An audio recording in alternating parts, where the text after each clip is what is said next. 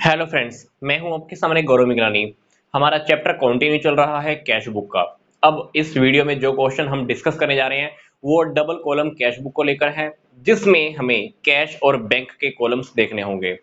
पीछे वाली वीडियोस के अंदर हम काफी सारे cases, specially dishonour of cheque को लेकर, या कोई चेक हमारे बैंक में डायरेक्ट डिपॉजिट होता है, या कोई चेक हम सेम डे पर बैंक में डिपॉजिट कराते हैं या नेक्स्ट डे डिपॉजिट कराते हैं, या बिल रिसीवेबल हम डिस्काउंट कराते हैं, ये सारे केसेस डिस्कस कर चुके हैं। तो मैंने आपको इसी वीडियो के डिस्क्रिप्शन बॉक्स में कैश बुक की कंप्लीट प्लेलिस्ट का लिंक दिया हुआ है, आप चाहें तो वो भी देख सकते हैं। तो चलते हैं हमारे प्रैक्टिकल क्वेश्चन की ओर। तो इक्वेशन हम सबसे पहले देखेंगे। जनवरी 2020 का हमारे पास डेटा है, पूरा सीरीज में है। Date 1, date 2, date 3, date 7, then 10, 11, ये सारी ट्रांजैक्शंस हमें अब कैश बुक में रिकॉर्ड करके दिखानी होंगी। सबसे फर्स्ट ट्रांजैक्शन को अगर देखें तो हमारे पास 1 जनवरी 2020 को कैश है 40,000 और बैंक बैलेंस है 1,20,000। तो इसको हम क्या बोलते हैं, टू बैलेंस बीडी। ये डेटा कब का है, जनवरी का। तो आप यहाँ पे जनवरी फर्स्ट लिख दीजिए। तो कैश के अंदर 40,000 और बैंक बैलेंस है आपके पास 1,20,000। तो मैंने क्या किया, फर्स्ट ट्रांजेक्शन को यहाँ रिकॉर्ड कर दिया। ये बात हमको पहले भी सीखने को मिली है, जब भी हमारे पास कैश बुक के अंदर ओपनिंग बैलेंस कैश या बैंक रखा होगा तो बाय डिफॉल्ट हम उसको डेबिट बैलेंस मानते हैं। तो हमने क्या किया, डेबिट से इसकी स्टार्ट कर दी है। इसके लिए हमको क्या लिखना होता है, टू बैलेंस बीडी, और ये हमने लिख दिया 40,000 और 1,20,000। आगे देखिए, हमने गुड्स सेल की हैं कैश में, और कैश कितना आया है हमारे पास, 15,000। तो डेफिनेटली हमने गुड्स सेल की हैं और हमारे पास 15,000 कैश आ गया है। तो 15,000 जो कैश हमारे पास आया है उसका रीजन क्या है, सेल होना। तो आप यहां पर टू सेल्स अकाउंट लिख दीजिए, डेट क्या है, सेकंड।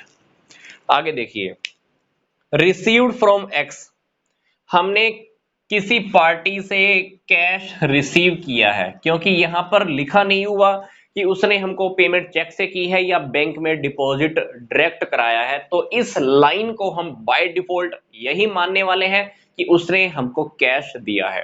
तो डेफिनेटली एक्स ने हमको कैश दिया है, कितना, 10,000। तो 10,000 जो हमारे पास कैश आया है उसका रीजन कौन है, एक्स। तो मैंने पार्टी का नेम लिख दिया, कैश के कॉलम में कैश लिख दिया। आगे देखिए, वाई को मैंने चेक से, सॉरी, वाई ने मुझे चेक से पेमेंट की है 10,000 की, और वो चेक मैंने बैंक में सेम डे डिपॉजिट करा दिया है। यहां पर बात हमको ध्यान से देखनी है, वाई ने जो चेक हमको दिया है वो चेक सेम डे हमने बैंक में डिपॉजिट करा दिया है। तो हम इस ट्रांजैक्शन को ऐसे ही मानकर चलेंगे जैसे वाई ने डायरेक्ट हमारे बैंक में अमाउंट डिपॉजिट करा दिया है या चेक डिपॉजिट करा दिया है। तो डेफिनेटली वाई ने अगर हमारे अकाउंट में पैसे डलवाए हैं तो हमारा बैंक बैलेंस इंक्रीज हो जाएगा। तो ये रीजन कौन है, वाई। डेट क्या है, 7। मतलब वाई ने जो चेक हमको दिया वो चेक अगर हम सेम डे को बैंक में डिपॉजिट करा देते हैं तो हमको ट्रांजैक्शन ऐसे ही रिकॉर्ड करनी होती है। और अगर कोई पार्टी हमारे बैंक में सीधा पैसा जमा करा दे तब भी हम इसको ऐसे ही रिकॉर्ड करते हैं, या कोई पार्टी हमारे बैंक में सीधा ही चेक डिपॉजिट करा दे तब भी हम उसको ऐसे ही एंट्री में डाल देते हैं। आगे देखिए, मैंने ऑफिस की सैलरी पे की है चेक से, कितनी, 7,000। अगर आप किसी को सैलरी पे करते हो कैश में तो कैश के कॉलम में आ जाती है, पर यहां पर जो सैलरी हमने पे की है वो कैसे की है, चेक से की है। तो डेफिनेटली आपकी पेमेंट बैंक से जाने वाली है।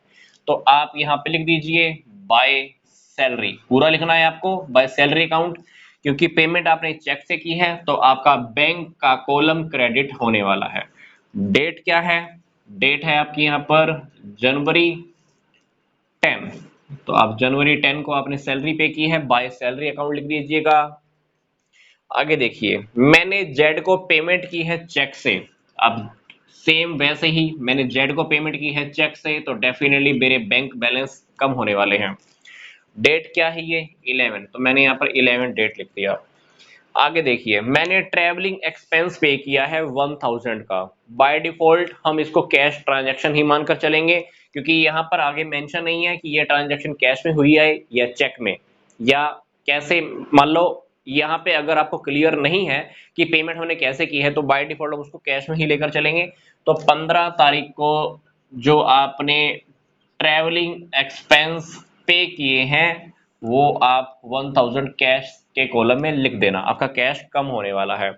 आगे देखिए, cash deposited into the bank 5000, मैंने बैंक में 5000 कैश डिपॉजिट कराया है।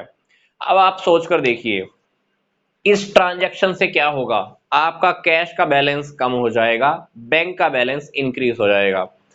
तो जब भी हमको कुछ इंक्रीज करना है तो कहां लिखते हैं, डेबिट साइड में, और जब भी हमको डिक्रीज करना है कहां लिखना है, क्रेडिट साइड में। तो अगर आपके पास से कैश चला गया है तो कैश क्या हो जाएगा, कम हो जाएगा। तो कैश जब जब हमको कम करना होता है तो कहां लिखते हैं, यहां। अब ये कैश कम क्यों हुआ है, क्योंकि आपने ये कैश बैंक में डिपॉजिट करा दिया है, और बैंक में डिपॉजिट कराया है तो बैंक बैलेंस आपका इंक्रीज भी तो होगा। तो आप अपने बैंक कॉलम के अंदर 5000 ऐड कर दीजिए, यहां पर लिख दीजिए।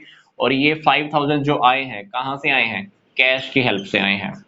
तो इस एंट्री को हम बोलेंगे कॉन्ट्रा एंट्री। क्यों, क्योंकि ये बात मैंने आपको पीछे वाली वीडियोस में भी बताई है कि अगर कोई ट्रांजैक्शन ऐसी है जिससे हमारा कैश और बैंक बैलेंस सेम टाइम पर इफेक्ट होता है सेम अमाउंट से, उसको हम बोलते हैं कॉन्ट्रा ट्रांजैक्शंस। ये ट्रांजैक्शन ऐसी ही है, आपका कैश कम हो गया और वो कैश आपके बैंक में चला गया। तो कैश को मैंने कम कर दिया। अब कैश को कम किया है तो मैंने सामने रीजन बैंक का लिखा है, और जब मैंने बैंक बैलेंस इंक्रीज किया है तो सामने रीजन कैश का लिखा है। क्वेश्चन में आप कभी भी ध्यान दीजिएगा, हमेशा आपको एक बात याद रखनी है, जब भी हम बैंक के कॉलम में कोई अमाउंट लिख रहे हैं तो सामने आप कभी भी बैंक नहीं लिखोगे। जब भी हम कैश के कॉलम में कोई अमाउंट लिखेंगे तो हमको सामने कैश नहीं लिखना है। तो इसीलिए आप ध्यान से देखिए, हमने बैंक में 5000 डिपॉजिट कराए हैं, पर उसका रीजन क्या लिखना है, आपको कैश लिखना है। तो मतलब यहां पर 5000 के सामने अगर यहां पे आप टू बैंक अकाउंट लिख देते हो तो ये क्वेश्चन आपका गलत हो जाएगा, ये ट्रांजैक्शन आपकी एग्जाम में कट हो जाएगी। तो हमेशा आपको एक बात ध्यान रखनी है, जब जब आप बैंक के कॉलम में अमाउंट लिखते हो उसके लिए आप यहाँ पर बैंक वर्ड यूज नहीं कर सकते, और जब जब आप कैश के कॉलम में कुछ लिखोगे तो आप सामने कैश यूज नहीं कर सकते। तो ये हुई हमारी कॉन्ट्रा ट्रांजैक्शन, एक ऐसी ट्रांजैक्शन जिसकी हेल्प से कैश और बैंक बैलेंस सेम टाइम पर इफेक्ट हुए हैं। कॉन्ट्रा ट्रांजैक्शन का मतलब है कि अगर कैश कम हुआ है तो सेम अमाउंट से बैंक इंक्रीज होगा या वाइस वर्सा। चलते हैं हमारी नेक्स्ट ट्रांजैक्शन की और, दैट इज मशीनरी मैंने परचेज की है 10,000 की और मैंने कैश में पेमेंट की है। तो आप यहाँ पे लिख दीजिए बाय मशीनरी अकाउंट, डेट क्या है 20th, पेमेंट आपने कैश में की है तो आप कैश की कॉलम में लिख दीजिए। फिर 21st को मैंने क्या किया है, जो मशीन मैंने परचेज की थी इस मशीन को इंस्टॉल कराने के लिए मैंने 1000 किसी को पे किया है वेजेस। ये बात हमने पीछे वाले चैप्टर्स के अंदर सीखी है कि जब भी हम कोई नई प्रॉपर्टी परचेज करते हैं और प्रॉपर्टी को परचेज करने के टाइम पर जो भी एक्सपेंस होते हैं वो उसी प्रॉपर्टी के अंदर ऐड हो जाते हैं। तो अगर मैं मशीन को खरीदता, मशीन को लेकर आता, इंस्टॉल कराता, तो जितने भी एक्सपेंस है वो सारे मशीन के ही बन जाते। मान लो मैंने मशीन परचेज की 5 लाख की, मशीन को लेकर आया 50,000 रुपए में, मशीन को इंस्टॉल कराया 50,000 में, तो मैं क्या बोलूंगा कि मेरी मशीन के ऊपर 6 लाख रुपए खर्च हो गए, तो मैं मशीनरी अकाउंट डेबिट करूंगा टोटल 6 लाख से। इसी तरह से यहां पर देखिए, आप मशीन लेकर आए 10,000 रुपए में, अब मशीन को इंस्टॉल कराने के ऊपर अगर कोई खर्चा हुआ है तो वो भी आपकी मशीनरी अकाउंट में ही ऐड होने वाला है। हालांकि मशीनरी को इंस्टॉल कराने की आपने वेजेस पे की है, बट इट्स ओके, आपको मशीनरी अकाउंट ही इंक्रीज करना होगा। फिर भी अगर आपको लगता है कि इस टाइप का टॉपिक आपको कोई कंफ्यूज कर रहा है, कोई डाउट आ रहा है, तो आप पीछे वाली वीडियोस में जाकर इस टाइप के टॉपिक को देख सकते हैं। आगे है हमारे पास 27 को अनिल को हमने एक चेक रिटर्न किया है, वो चेक रियलिटी में बैंक ने डिसऑनर कर दिया था। 5,000 रुपए का एक चेक है जो बैंक ने डिसऑनर कर दिया था और वो हमने अनिल को रिटर्न कर दिया है। अनिल को रिटर्न करने का मतलब है कि हम अनिल को फिर से डेटर बना रहे हैं और हमारा बैंक बैलेंस अब हम कम कर देंगे, क्योंकि अनिल ने जिस दिन हमको चेक दिया होगा उस दिन क्या किया होगा, हमने अपना बैंक बैलेंस यहाँ पे इंक्रीज किया होगा। क्योंकि कोई भी पार्टी जब हमको चेक देके जाती है तो हमको तो यही लगता है कि वो पार्टी अच्छी है और हम अपना बैंक बैलेंस इंक्रीज कर देते हैं। पर रियलिटी में क्या हुआ, कुछ दिन के बाद बैंक ने हमको बताया होगा कि अनिल के तो अकाउंट में पैसे नहीं है। तो हमको क्या करना होगा, अपना बैंक कॉलम डिक्रीज करके दिखाना होगा और उस पार्टी को हम क्या बना देंगे, दोबारा डेटर बना देंगे। अगर इस ट्रांजैक्शन को मैं अगर जर्नल में रिकॉर्ड करूं, जर्नल एंट्री करूं, तो कैसे करूंगा, Anil debit to bank account. तो टू बैंक अकाउंट मैंने आपको बोला, तो इसका मतलब क्या है कि बैंक अकाउंट मैंने क्या किया है, क्रेडिट किया है। तो बैंक अकाउंट देखो अब मैंने क्रेडिट ही किया है, तो सामने रीजन कौन है, अनिल है।